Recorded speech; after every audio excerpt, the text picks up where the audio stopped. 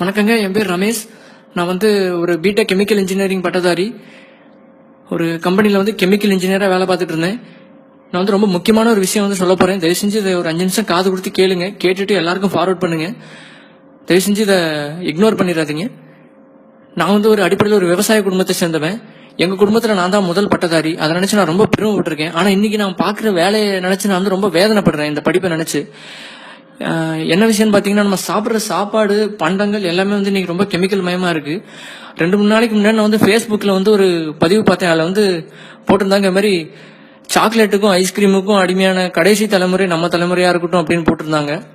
அதை படிச்சுட்டு நான் நினைச்சேன், என்னடா ஐஸ்கிரீமும் சாக்லேட்டும் குழந்தைங்களுக்கு ரொம்ப பிடிச்ச விஷயம், இது கூட சாப்பிடலன்னா எப்படி, எல்லாத்துலயும் குத்தம் குறை கண்டுபிடிக்கிற மாதிரி இருக்கு அப்படின்னு நினைச்சேன். அப்புறம் அதை பத்தி ஒரு கெமிக்கல் இன்ஜினியரா அதை பத்தி படிக்கிறதுக்காக வேண்டி முயற்சி பண்ணேன். நான் வேலை செய்யற கம்பெனிலேயும் சில தப்புகள்லாம் நடக்குது. அது என்னன்னு நான் சொல்றேன். முதல்ல விஷயம் இந்த குழந்தைங்க மிட்டாய் ரொம்ப விரும்பி சாப்பிட்றாங்க. இந்த ₹1-2 சாக்லேட் ஐட்டம், அப்புறம் இந்த டைரி மில்க், அப்புறம் இந்த நிறைய சாக்லேட் ஐட்டம்லாம் சாப்பிட்றாங்க. அப்புறம் இந்த ஜூஸ், நிறைய இந்த பாட்டில் அடைச்சு வர்ற juice, mango juice, coca cola, இந்த மாதிரி ட்ரிங்க்ஸ், கோலா, இந்த மாதிரி பானங்கள்லாம் குடிக்கிறாங்க. அது எல்லாமே ஒன்று கூட ஒரிஜினல் இல்லைங்க. எல்லாமே ரொம்ப மோசமான கெமிக்கல்களால செய்யப்படுது. இது நீங்க நிறைய ஃபார்வர்ட் மெசேஜை கேட்டிருப்பீங்க. இருந்தாலும் கொஞ்சம் பொறுமையா கேளுங்க. முதல்ல இந்த மிட்டாய்கள் ₹1-2 மிட்டாய்லாம் இந்த ஸ்ட்ராபெர்ரி, மேங்கோ இந்த மாதிரி ஃபிளேவர் வருதுங்க. அது எதுவுமே உண்மையாலே மாம்பழமோ இல்ல ஸ்ட்ராபெரி பழமோ போட்டா அந்த மிட்டாய் ஒரு ₹10-12 விலைக்கு விற்கணும். ஏன்னா ஸ்ட்ராபெரியோடைய விலை அந்த மாதிரி. ஆனா அதுக்கு பதிலாக என்ன பண்றாங்க அப்படின்னு பாத்தீங்கன்னா, இந்த கிளைசிடேல், டைமெத்தில் பாலிசிலாக்சன் அப்படின்னு சில கெமிக்கல்லாம் இருக்கு. அந்த மாதிரி கெமிக்கல்கள் யூஸ் பண்றாங்க. அதுக்கப்புறம் இந்த பீவர்னு ஒரு மிருகம் இருக்கு. அந்த விலங்குடைய சிறுநீர் பை, அந்த பையில இருந்து எடுக்கப்படுற ஒரு மோசமான ஒரு கெமிக்கல். அந்த கெமிக்கல் மூலமா எடுத்து அதை கெஸ்டோரியம் அப்படின்னு பேரு. அது நம்மளோட பர்ஃபியூம்ல இருந்து நம்மளுடைய சாப்பாடு இந்த மிட்டாயில எல்லாம் சேர்க்கறாங்க. ரொம்ப மோசமான ஒரு விஷயம் அது. அதுக்கப்புறம் ரெண்டாவது பாத்தீங்கன்னா, இந்த நீங்க இந்த இப்போ இந்த நிறைய ஃப்ரைடு சிக்கன் அப்படின்னு நிறைய கடை வந்திருக்கு. அந்த சிக்கன் கடையில பாத்தீங்கன்னா, இந்த நக்கெட்ஸ், சிக்கன் நக்கெட் அப்படின்னு சொல்றாங்க, சின்ன சின்ன சிக்கன் பீஸ். அதுல பாத்தீங்கன்னா ரொம்ப மோசமான ஒரு கெமிக்கல், டெர்ஷரி புட்டைல் ஹைட்ரோகுயினோன், TBHQ அப்படின்னு சொல்லுவாங்க. நீங்க கூகுள்ல பாத்தீங்கன்னா தெரியும், பூட்டேன் அப்படின்னு சொல்லுவாங்க. அந்த கெமிக்கலை அது உபயோகிச்சு அதை இது பண்றாங்க. ஏன்னா அது பெட்ரோலியம்ல இருந்து கொண்டு வர ஒரு கெமிக்கல். அதுக்கப்புறம் பாத்தீங்கன்னா, நம்ம சாப்பிட்ற இந்த ஐஸ்கிரீம், முக்கியமான விஷயம் நான் சொல்லணும்னு நினைச்சது இதுதான். ஏன்னா ஐஸ்கிரீம் குழந்தைங்களோட ரொம்ப ஃபேவரட்டான ஒரு உணவா இருக்கு. நிறைய குழந்தைங்க ஐஸ்கிரீம் சாப்பிட்றாங்க. ஐஸ்கிரீமுக்கு அடிமையா இருக்கவங்க நிறைய பேர் இருக்காங்க. ஆனா அந்த ஐஸ்கிரீம் என்னைக்காவது யோசிச்சிருக்கேன், அது ஏன் கெட்டி ஆகாம, இப்ப நீங்க வீட்டுல பால் எல்லாம் சேர்த்து ஃப்ரிட்ஜுக்குள்ள வச்சீங்க அப்படின்னா அது கட்டி ஆயிரும், ஒரு கல்லு மாதிரி ஆயிரும். அதான் ஃப்ரீசிங் அப்படிங்கறதுடைய வேலை.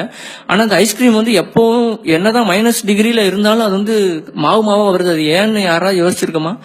அதுக்கு காரணம் அதுல சேர்க்கப்படுற ப்ரொபிலின் கிளைகால் அப்படிங்கிற ஒரு கெமிக்கல். அந்த கெமிக்கல் எதுல இருக்குன்னு பாத்தீங்கன்னா, அதோட இன்னொரு ஃபார்ம் எத்திலின் கிளைகால் அப்படின்னு பேரு. அது இந்த கார்ல இருக்க ரேடியேட்டர்ல யூஸ் பண்ணுவாங்க. எதுக்கு அப்படின்னா, உறைஞ்சு போயிடக்கூடாது தண்ணி அப்படிங்கறதுக்காக யூஸ் பண்ணுவாங்க. அதே கெமிக்கலை 1%, 100 கிராமுக்கு 1 கிராம்ங்கிற விதம் ஐஸ்கிரீம்ல கலக்குறாங்க. அப்படி கலக்குறதுனாலதான் ஐஸ்கிரீம் மாவா இருக்கு. எப்பவுமே ஐஸ்கிரீம் நமக்கான உணவு கிடையாது. தயவு செஞ்சு உங்க குழந்தைகளுக்கு இந்த ஐஸ்கிரீம்ங்கிறது வாங்கி கொடுக்காதீங்க. அதுக்கப்புறம் பாத்தீங்கன்னா, இந்த வெண்ணிலா அப்படிங்கிறாங்க. இந்த வெண்ணிலா பிளேவர் அது எல்லாருக்கும் பிடிக்கும். அது ஒரு டேஸ்ட். ஆனா அந்த பிளேவருங்கிறது தயாரிக்கிறதுக்கே ஒரு குறைஞ்சது இந்தியாவில மட்டுமே 110 கெமிக்கல் கம்பெனிகள் இருக்கு பிளேவர் தயாரிக்கிறதுக்கு மட்டும். அந்த கெமிக்கல் பாத்தீங்கன்னா, வெண்ணிலா, அப்புறம் இந்த ஸ்ட்ராபெரி, இது எல்லாமே கெமிக்கல். இந்த வெண்ணிலாங்கிறது பாத்தீங்கன்னா, வேனிலின் அப்படிங்கிற ஒரு செடியில இருக்கிற ஒரு பீன்ஸ்ல இருந்து கிடைக்கக்கூடிய ஒரு வஸ்து.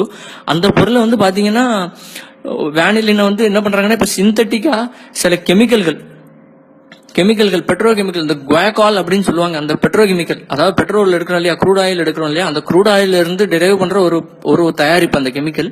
அந்த கெமிக்கலை நல்லா ப்ராசஸ் பண்ணி அதுல இருந்து வர்றதுதான் வேனிலின் அப்படிங்கிறது.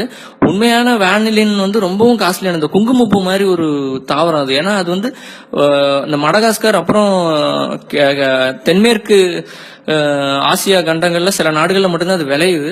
அந்த வெனிலின் வச்சு நம்ம வெண்ணிலா தயாரிச்சோம் அப்படின்னா வந்து பாத்தீங்கன்னா அது வந்து கிட்டத்தட்ட ஒரு கிலோ வந்து 10,000 ரூபாயில இருந்து 16,000 ரூபாய் விலை வரைக்கும் உண்டு.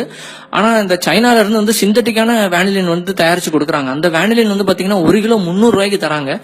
அதை தான் வந்து இந்தியாவில் இருக்க பெரும்பாலான ஐஸ்கிரீம் கம்பெனிகள் வாங்கி ப்ராசஸ் பண்ணி தங்களோட ஐஸ்கிரீம்ல சேர்த்து விற்கிறாங்க. நீங்க எந்த ஐஸ்கிரீம் எடுத்துக்கிட்டாலும் அது கெமிக்கலால இது பண்ண ஐஸ்கிரீம் தான். அதுவும் இல்லாம பால் வந்து ஒரு 20-30% தான் பால் சேர்ப்பாங்க. மீதி 70% வந்து பாத்தீங்கன்னா இந்த மாதிரி மோசமான கெமிக்கல்கள் போட்டு தான் தயாரிக்கிறாங்க. தயவு செஞ்சு குழந்தைகளுக்கு இந்த மாதிரி மிட்டாய், சுகர் பேஸ்ட் கன்ஃபெக்ஷனரி அப்படின்னு சொல்லுவாங்க, அந்த மாதிரி மிட்டாய் வாங்கி கொடுக்காதீங்க. நான் சொல்ற உண்மையா இல்லையான்னு உங்களுக்கு சந்தேகமா இருந்துச்சுன்னா தயவு செஞ்சு கூகுள்ல போய் தேடுங்க. அதை பத்தி நிறைய பேர் எழுதியிருக்காங்க. எனக்கும் ஆச்சரியமா இருந்துச்சு. நானும் அப்படிதான் தேடி கண்டுபிடிச்சேன். ஒரு கெமிக்கல் இன்ஜினியரா சொல்றேன், தயவு செஞ்சு கெமிக்கலை கொடுக்காதீங்க குழந்தைகளுக்கு. மிட்டாய் வந்து நம்ம ஊர் மிட்டாய், கடலை மிட்டாய், எள்ளு மிட்டாய் எல்லாம் எவ்வளவு நல்லது. நம்மெல்லாம் ஒன்றும் நம்ம முன்னோர்கள் வந்து இழிச்சவாங்க இல்ல, நம்மளால கண்டுபிடிக்க முடியாத விஷயம் இல்ல. வெளிநாட்டு பண்டங்கள், இந்த கேக்கு, சாக்லேட் தயவு செஞ்சு வாங்கி கொடுக்காதீங்க. ஐஸ்கிரீம் இதெல்லாம். ரொம்ப நன்றி கேட்டதுக்கு. இதை நிறைய பேருக்கு ஃபார்வர்ட் பண்ண மறந்துடாதீங்க.